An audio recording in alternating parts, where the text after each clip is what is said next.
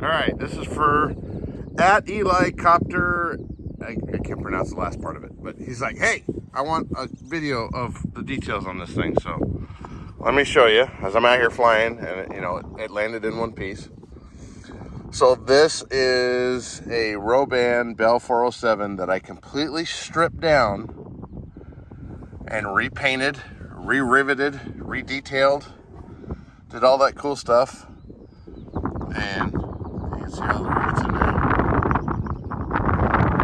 And yeah, I didn't like what I had before, and Reach had actually come into my airport. It's right here. And they had a 407, so I was like, hey. And I was lucky enough that my child got some video and some pictures, so I was able to redo all of the stuff on here, and all of this is done on a vinyl cutter. This is all hand painted, so you can kind of see up in there. It's just when you get up close, you can see the three colors of paint. But all the hinges, all the latches, and all that stuff, it's just done with a little bit of detail in the paint. There's three colors. There's the main color, there's a dark color for a shadow, and a light color for a highlight, and call it good. But yeah. So, and I have this light right here is actually for the tail rotor on the full size.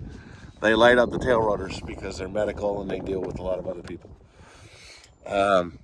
My compartment, which is really bad. Let's see if I can get in here and get it. You can't really see much in there, but this is where all the magic happens. So I have my ScaleRCHelis.com light controller. This is my radio battery right here. On this particular one, I've got the NASA puck that I've been playing with, and I just ran it through the hole and plug it in, because this puck has to be way out away from everything to see the satellites in the sky and whatnot. So on this particular helicopter, my ESC is back here on the tail boom. I actually had some extra boom mounts and put a flat plate and mounted the ESC there, and it runs all the way up to the front. So this one has extra lights for nav lights, so it's got the red on this side, green on the other. But on this one, they also have a red and a green underneath, and they have little covers on them, so it only shines kind of in the middle. And I'm sure that's to keep the pilot from being blinded from light bouncing off all this shit and all that other stuff. So, and it also has, it's got wigwags and landing lights that would work if I had them plugged into the right channel. And then some of you guys are wondering about hooks. There's my hook. And what this is a safety teacup hook. So it's got a little spring on here, and you hang your teacups on these. It's got a wood screw type of a screw in there, and I put a hard point in on this, a piece of plywood right along the bottom, and screwed that into it and call it good. These are my skids, and I make skids for the 407 line. Let's see. Oh yeah, this is a pen tip. I took the ball out, and for the pitot tube, put that in there. And let's see what else. Oh yeah, well, okay, so this pilot, this is, I want to say, the 1/10th pilot. It's a little tight. He's touching up here on the window, but he fits pretty good, about the right size. So I got that from Tyler Gray Models, and you can get him all done up with his garb, and he fits pretty good in there. not too bad. His legs are a little short. They don't quite fit on. They're not quite fitting on the pedals. But one of the neat things I have on this, you know, these damn things have all these antennas, right? So on this one, I have an antenna that I took off.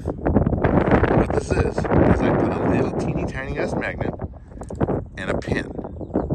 I mean, just some thin piano wire, and glued that in there. Gotta waller it out, put in the magnet, and then in the spot I have another magnet along with the pinhole.